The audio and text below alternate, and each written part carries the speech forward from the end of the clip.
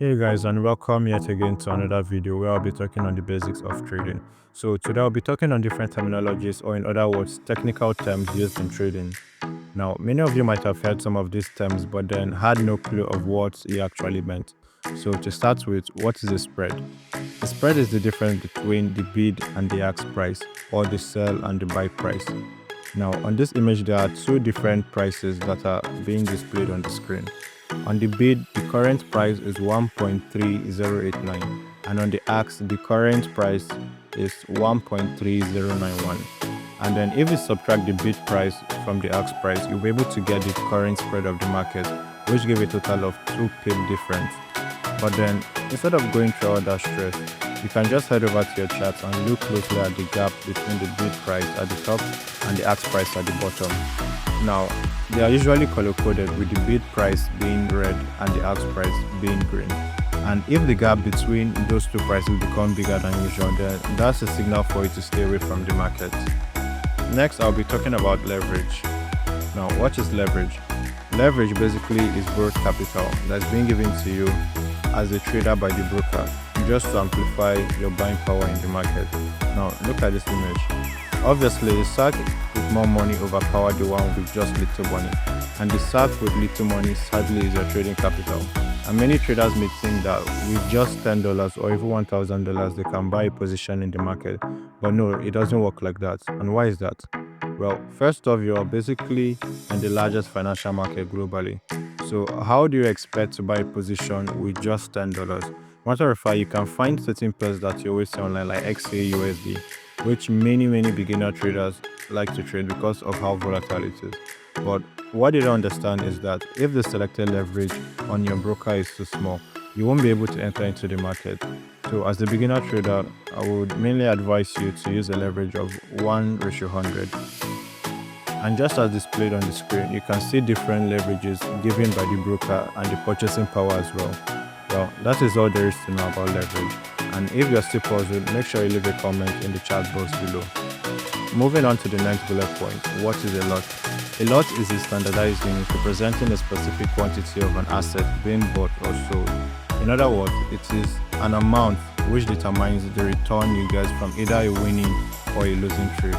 Now let's dive deeper into that. From the image displayed, you can see that there are 4 different types of lots. We have the nano lots, the micro lots, the mini lots, and then the standard lot. But I won't advise anyone to use the nano lot. And even on MC5, the nano lot is exempted. Why? Because the minimum lot given on the MC5 is the micro lot, except if you decide to use the MC4 interface. Written at the top of this image, we have the volume. I need to understand that the volume at which you desire to enter with determines the amount of units and also the amount of money you will be making per pip movement. I'll explain what a pip is later on this video. Now, moving on. Just so you know, what you should focus on should be the volume and the pip movement. Let me make a quick illustration. So let's assume you buy an apple with a volume of 0.1, and then you take out the seed of that apple and put it into a well-nourished soil. And after some days, you then have an apple tree. Now, let's say each day the tree produces just one apple, and then you have to place an order for the tree to start producing apples. And the volume is what you'll be using to place that order.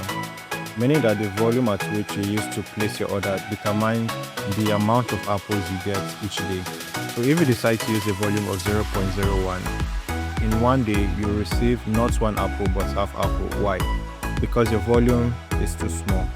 But then if you decide to use a volume of 0.1, in one day you receive just one apple. And then if you decide to use a volume of 1, in one day you receive 10 apples. Now why is that? It's because each time you increase the amount of money or the amount of volume you have, the more apples you gain. Meaning that if you decide to use a volume of 10, you will be receiving over 100 apples just in one day. And the same goes for the Forex market. The more volume you use to buy a position in the market, the more money you make per pip movement. Now that we're done with that, what is a pip? Just as many of you were wondering, well, a pip is the 4th number after the decimal. And just you can see, once the pip moves from 6 to 7, it equals 1 pip movement. And when the pip moves from 1 all the way to 9, then the next digit in front of it changes. And when that digit also moves from 1 all the way to 9, then you would have a movement of 10 pips, and the circle continues from there. Now, I'm sure most of you would be wondering what the fifth number represents. So let me just use the clock as an example. We have the hour and the minute hand and the second hand. Now, the fifth number acts as the second hand on the clock, which is called the pipette, meaning that before the pip changes digit, the pipette will have to go all the way from 1 to 10. But then, for Asian pairs like USDJPY and GBPJPY, the pip is the second number after the decimal. And lastly, I'll be talking on take profit and stop loss. Well, there isn't anything much to talk about here, so just from the definition, you should be able to understand what they both mean.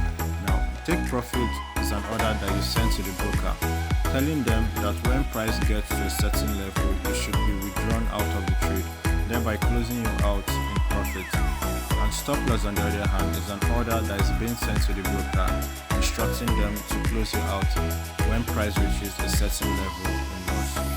And with all that has been said, we have come to the end of this video, and if you have any questions, do remember to leave a comment in the chat box below. And please remember to subscribe, like and share this video to your friends and family who may also need this. Goodbye and see you in the next video.